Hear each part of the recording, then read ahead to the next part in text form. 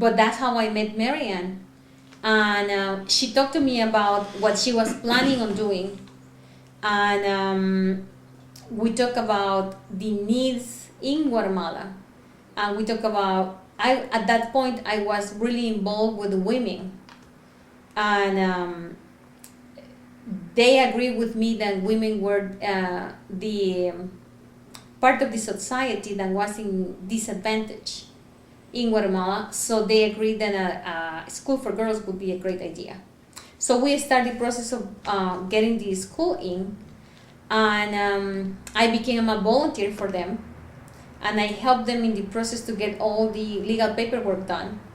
And I worked with them for 4 or 5 years as a volunteer, and then after that, I was invited to be part of the board of directors of IMA, that is International Medical Assistance, and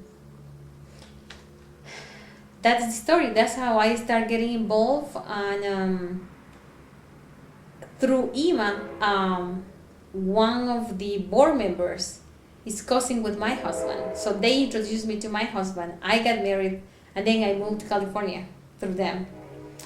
And we keep working for IMA. And my husband and I, in our goals before we got married, was or to build a school or an orphanage in Guatemala. That was one of our mission goals that we had through our life. So in the year 2000, I got a call from a friend of mine that had a piece of land that was about 4 acres that he was selling, and he couldn't find anybody to pay cash for it. 4 acres? Yeah.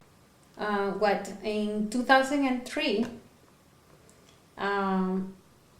we went to celebrate Christmas with the IMA girls, my husband and I, and the kids.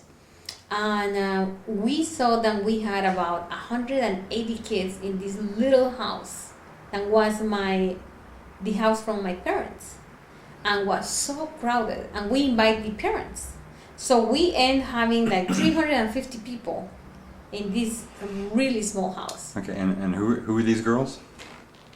The girls from the school, the IMA girls. What from what school?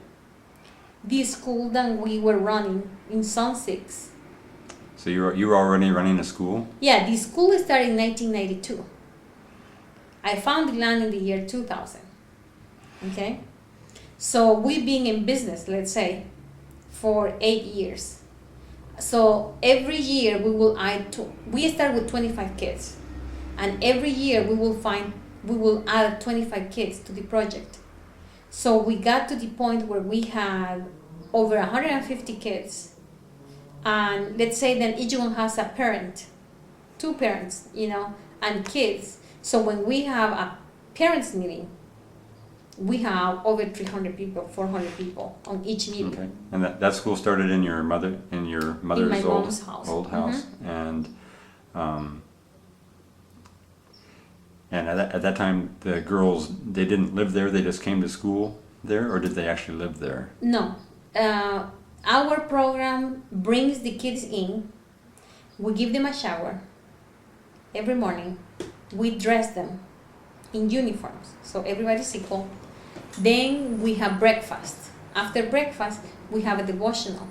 After the devotional, we have a normal schooling and the devotional is a Christian sort of... We have a Christian-based devotional, yeah. And what we do is through our 9 years or 12 years of schooling, we are going to give them all the principles based on the Word of God, and we will let them make their decision what they want to do at that point, because most of them, they don't have a belief system.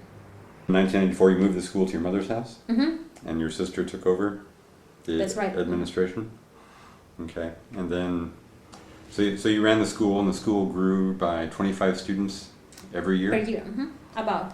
Until we get to the point to where you're buying this land outside of the city. Yes, and then we have 150 kids in the morning, and we start women community school in the afternoon for women that work then we basically started a literacy program in the afternoons For adult women. for adult women or women over the age of 14 that didn't finish their schooling. So this was an accelerated program for women above 14. And we have a range of women from 14 to 79 years old. So we operate 2 schools. And then we got to the point where we had 150 kids in the morning and 150 kids in the afternoon. Women in the afternoon, and was way too crowded. That's when we realized that we needed to make a change. And we needed to find a place to go. We tried to rent a place, was way too expensive, and our budget has always been limited. So we couldn't afford to pay a place. So we were trying to make shifts in the same building, but it wasn't, we wanted to grow also the program, where we will add a computer center, we wanted to have a science center, and we couldn't do it in the same place, it was too small. We tried to buy our neighbor's house, but they wanted, I believe, $100,000, and we wanted to pay $100,000. Yeah. 500,000 quetzals. Right. They want $500,000 quetzales, and we had only $65,000 budget for that, and we couldn't get the gap.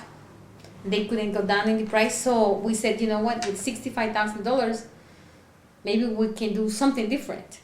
That's when we changed, and we said, okay, if we can have a school, we will use the $65,000 to buy the equipment for the school, and that's what we did. We bought a bus to bus the kids from the neighborhood where they were to the new location. And we bought all the kitchen supplies, kitchen equipment, and the computer equipment to set up the new school.